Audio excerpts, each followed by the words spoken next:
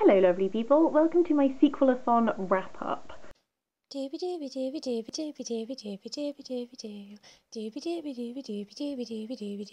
Vlogs. I read 4 books during Sequelathon, and I am excited to talk to you about them all.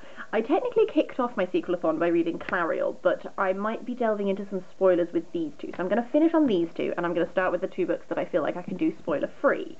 I'm going to kick things off with Skycircus by Peter Bunzl. This is the 3rd book in the Cogheart series. This is a middle grade series.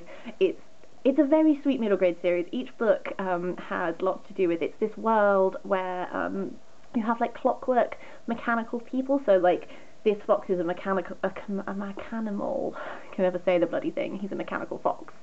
And there are clockwork people, and our main character is a bit of a hybrid. She's a human, but she has clockwork aspects to her that keep her alive.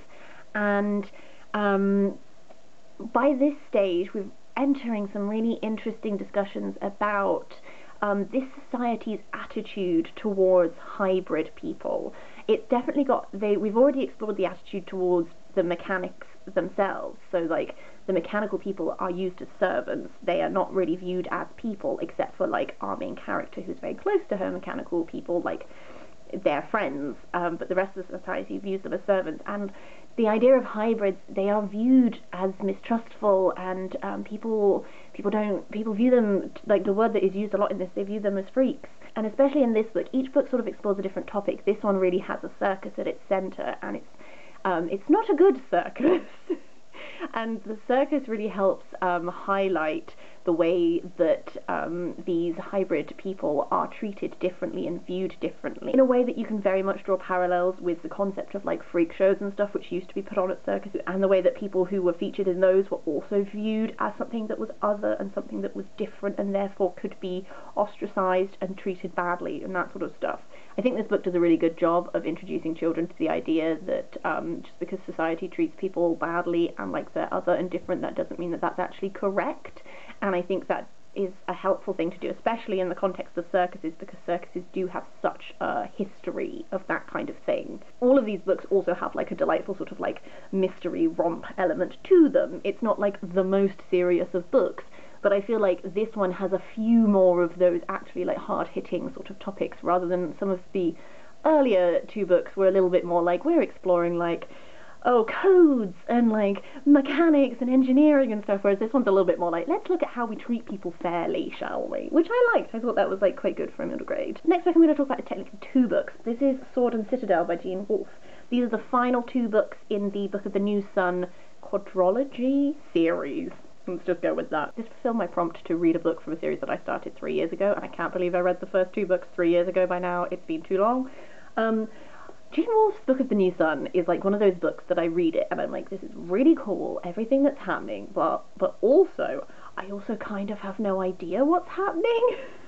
Because you read things and I'm like, I'm following the narrative, and especially because the narrative sometimes has a tendency, you're not necessarily always following the most linear of plot lines. You're like, we're in this situation and now suddenly we're in this situation and now we're in a completely different situation, and we sort of like do all this stuff. And I'm very aware as I read this that I'm not always picking up on everything.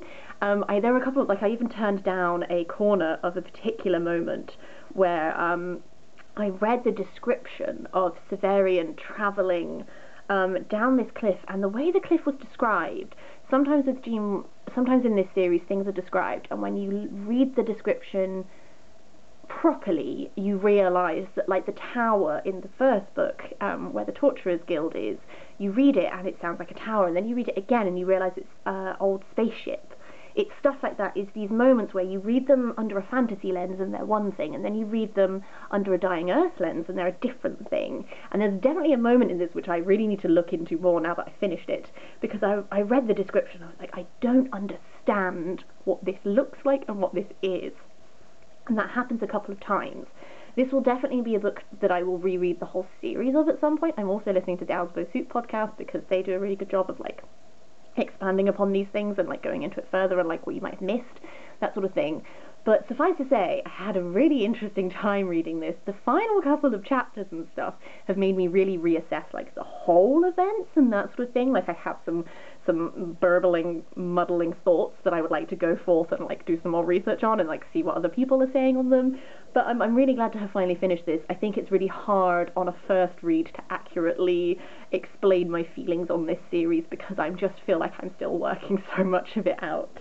But it was good, and if there are any Gene Wolfe fans here who would like to like point me in the direction of good places to look for explanations on certain passages, that would be really great. I'm now going to end on Clariel and Goldenhand. I will say I will obviously be slightly spoiling some events that happen in the first 3 books of this series because there was an original trilogy and then this is a much later addition to the series. If you don't want to know anything about that original trilogy, I would say stop watching now. If you want to know my thoughts on that original trilogy, I just did a reread video. It's not very concise because it's a bit more of a ramble, but I did post it recently and I'll link it down below. Okay, so Clariel. Clariel was a really interesting read. First of all, I really enjoyed I was mistaken because I thought this was about a descendant of Sabriel or Lyriel, but it's not. This is pre all of that. This is a couple of hundred years beforehand. I really enjoyed that because I really enjoyed some of the things I felt about the original trilogy is I kind of liked that I was like piecing the world together as we went on, and I was really intrigued on like what the world was like before the Charter and stuff like that. What I enjoyed about this was getting a glimpse of what Old Kingdom was like way before the events of Sabriel. Like, how did it used to be, even before the events of Touchstone's life? What was it like? And that was really interesting to compare, like, how much it had changed. Clariel was an interesting protagonist to have because she felt so different to Sabriel and Lyriel, and I know that really bothered some people. I know some people really struggled to connect to her and empathise with her, and I can kind of see that. About 100 pages in, I twigged how Clariel was going to tie back into the original trilogy, and it made me so deeply sad. And I had to take a moment because I was like, oh no.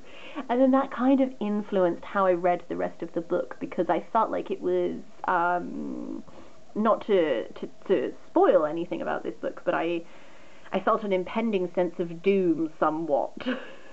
And that kind of, in many ways, that made me feel for Clariel because Sabriel and Lyriel are two protagonists, like, especially Lyriel. Lyriel was so trying to find herself, and Lyriel's arc in that original series is like feeling other in the Clare and then finding what her path is. And it's the same with Sam feeling other with his destiny and then finding what his actual destiny is. It's like this moving forward, whereas Clariel, at the start of this, Clariel knows where she wants to be. She wants to be in the Great Forest, but she can't be there. So Clariel's whole journey it's not that arc, it's a different arc, and I actually kind of enjoyed that, whilst also being like, oh god, you know? I'm really glad I did do a reread of the original trilogy before just jumping straight into this, because I think I would have missed a whole bunch of stuff, and I don't think I would have connected to it so much, because I think I would have just been a bit lost. It was also really enjoyable getting a glimpse more into like how free magic stuff works and stuff, because you know, free magic is what came before the Charter, and I find myself really fascinated about how all of that began, so then to get more glimpses into that aspect of this I also really enjoyed. So yeah, I actually had a really good time reading this. I know a lot of people didn't like it super much, but I kind of did. But I think I wouldn't have if I hadn't have twigged how we were going to connect and all that stuff earlier. I don't know. And then after that I also read Goldenhand, which is picking up back with Lyriel.